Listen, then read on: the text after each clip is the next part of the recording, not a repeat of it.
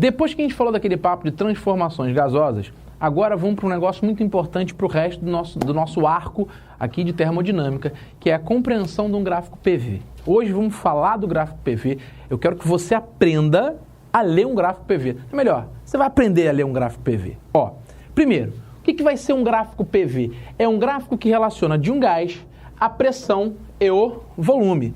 Ah, Bruno, mas não é pressão, volume e temperatura? É pressão, volume e temperatura. Só que o mais importante, que nos dá mais informação, é o nosso gráfico PV. A gente consegue incorporar a temperatura aqui sem problema nenhum, mas eu quero que você dê uma olhadinha para esse gráfico. Ó, como é que vai funcionar o gráfico PV?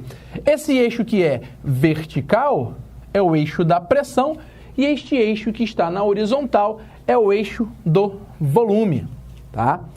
E aí eu quero que você imagine comigo. Imagina primeiro um estado A, que tem pressão PA, volume VA e temperatura TA.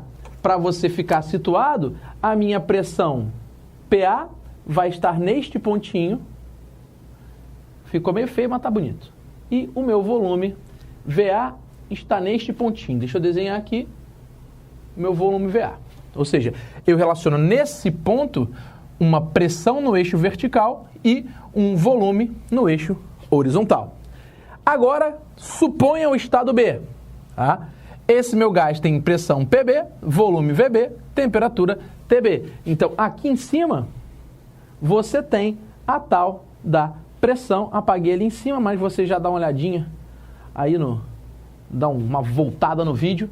Dá para ver, ó, aqui estava escrito pressão, tá? Então, ó, e eu tenho um volume VB aqui embaixo no meu eixo horizontal. Repara aqui, esse estado B relaciona um volume VB no eixo horizontal e uma pressão PB no eixo vertical. Agora, e a temperatura? Tá vendo essas curvinhas aqui, meio hiperbólicas? Então, essas curvinhas são as que a gente chama de isotermas. Tanto a curvinha TA como a curvinha TB é o que a gente vai chamar de isoterma. O que é uma isoterma? É uma curva que marca uma temperatura constante. Ao longo dessa linha hipérbolezinha aqui, que eu chamei de TB, a temperatura de qualquer ponto nessa linha vai ser temperatura TB. Como o ponto B está na curva de temperatura TB, então ele vai ter uma temperatura TB. O ponto A está numa curva de temperatura TA, então esse ponto A vai estar numa temperatura TA. Imagine o seguinte, imagine que se eu tivesse um outro ponto aqui, esse seria um ponto C, ele teria uma nova pressão, um novo volume e a mesma temperatura TA, tá? Só para ler o gráfico. Então, como é que eu determino a pressão? A pressão eu olho para o eixo vertical. O volume eu olho para o eixo horizontal. E a temperatura? A temperatura eu tenho que olhar a isoterma, que é essa curvinha hiperbólica.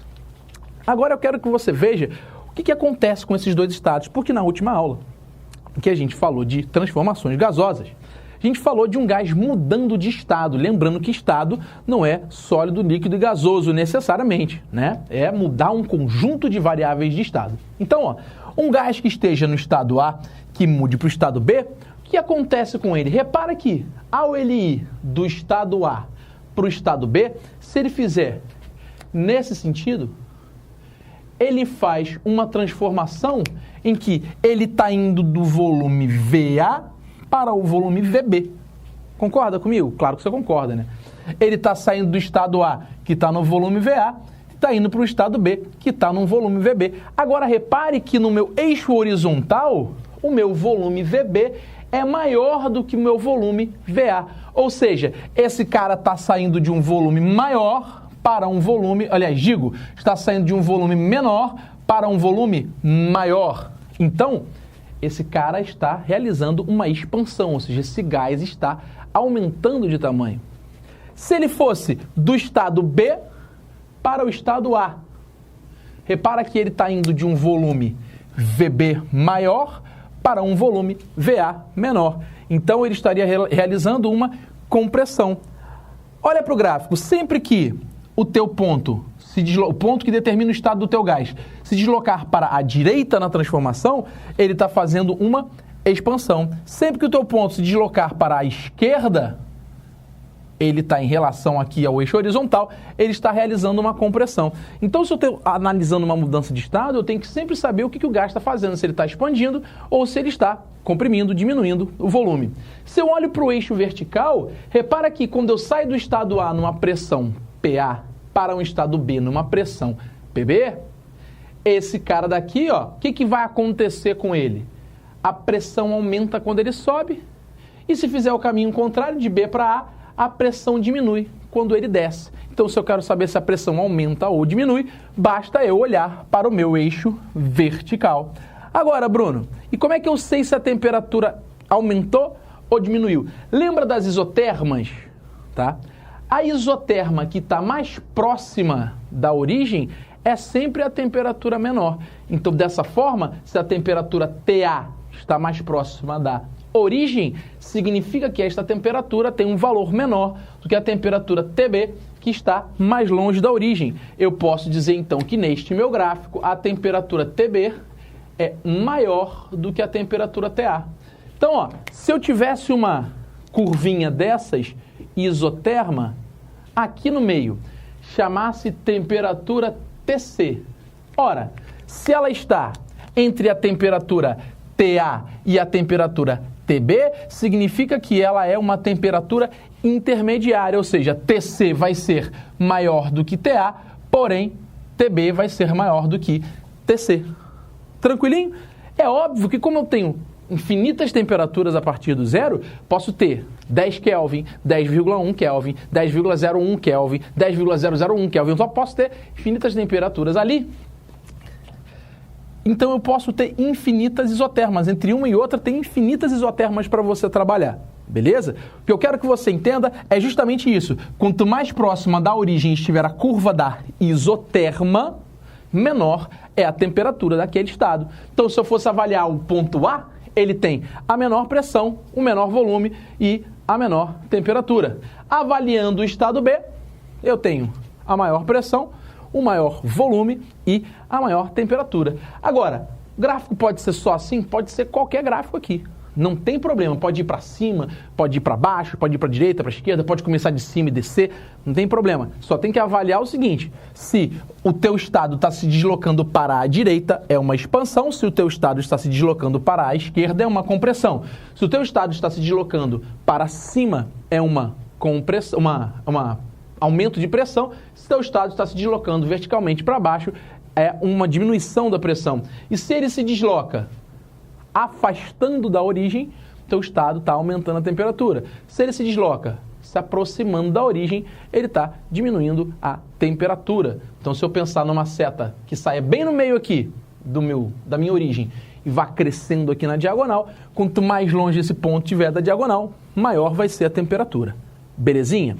Mas aí você vai lembrar que a gente falou daquelas transformações particulares, aquelas que aconteciam com algumas particularidades. E aí eu vou falar delas aqui agora. Primeiro é aquela transformação isotérmica. Qual que vai ser a transformação isotérmica? É aquela transformação que ocorre a temperatura constante, ou seja, não muda a temperatura. E aí eu desenhei aqui para você duas isotermas, as isotermas de temperatura T1 e de temperatura T2. E aí eu estou falando de 4 estados distintos, A, B, C e D. Beleza? Como é que eu sei que essa minha transformação é isotérmica? Quando o meu pontinho não varia a temperatura. Repara que se eu estou no pontinho A e vou para o pontinho C, eu saio de uma temperatura T1 para uma temperatura T2. Pode ser isotérmica? Claro que não, porque a minha temperatura está aumentando. Se eu saio do pontinho D para o pontinho A, pode ser uma transformação isotérmica? Claro que não, porque eu estou saindo da temperatura T2 para a temperatura T1. Estou mudando a temperatura, não pode ser isotérmica. Agora, se eu saio de A para B ou de B para A, repara que eu continuo na curva de temperatura T1. Como eu continuo na curva de temperatura T1, eu posso dizer que tanto a transformação de A para B como de B para A é uma transformação isotérmica. Vamos falar isso? Ó? Vamos escrever isso aqui. Ó. Se eu for de A para B ou se eu for de B para A, que tipo de transformação é essa? É uma isotérmica. Tá? E vem cá, tem nome? Se eu sair de uma temperatura, tem nome especial se eu mudo de curva? Não necessariamente. Pode ser que tenha um nome, né? A gente vai ver daqui a pouco algumas coisinhas, mas pode ser que não tenha nome nenhum. Então, ó, agora olha, se eu saio de CD, de C para D ou de D para C, eu também tenho uma transformação isotérmica, tanto de C para D como de D para C, eu tenho uma transformação isotérmica. Agora me diz, a transformação de A para B ou de B para A, transformação de A para B ou de B para A, ela é uma transformação isotérmica que ocorre na temperatura que a gente chamou de T1. Então, se eu saio no estado A, se essa temperatura T1 é 100 Kelvin, eu saio de 100 kelvins para 100 kelvins. E a minha transformação de C para D e de D para C, ela ocorre numa temperatura T2, que é necessariamente maior do que T1. Ou seja, essas transformações C para D ou D para C vão ser, né, transformações isotérmicas que ocorrem em uma temperatura maior do que a transformação AB ou BA, que ocorre numa temperatura T1. E como é que eu represento essa transformação? Ora, é só seguir a linha da isoterma. Se eu vou de A para B, é uma transformação isotérmica. Agora, que tipo de transformação é de A para B? De A para B, repara que o ponto que estava nessa vertical deslocou um pouquinho para a direita. Então, a transformação de A para B é uma expansão. Ou seja, o meu gás está aumentando de volume porque ele está andando para a direita. Lembra do nosso gráficozinho anterior. Agora, se ele vai de B para A, que tipo de transformação é essa? Ele está saindo desse volume para cá e andando para a esquerda. Então, a minha transformação de B para A é uma compressão isotérmica. Repara, A para B é uma expansão isotérmica e B para A é uma compressão isotérmica. E vem cá. E a temperatura de C e a transformação de C para D? Ora, de C para D, o meu ponto está se deslocando para a direita. Repara que ele está aqui nessa região, desceu na isoterma, mas andou para a direita? Andou para a direita, então é uma expansão. E de D para C, andou para a esquerda, é uma compressão.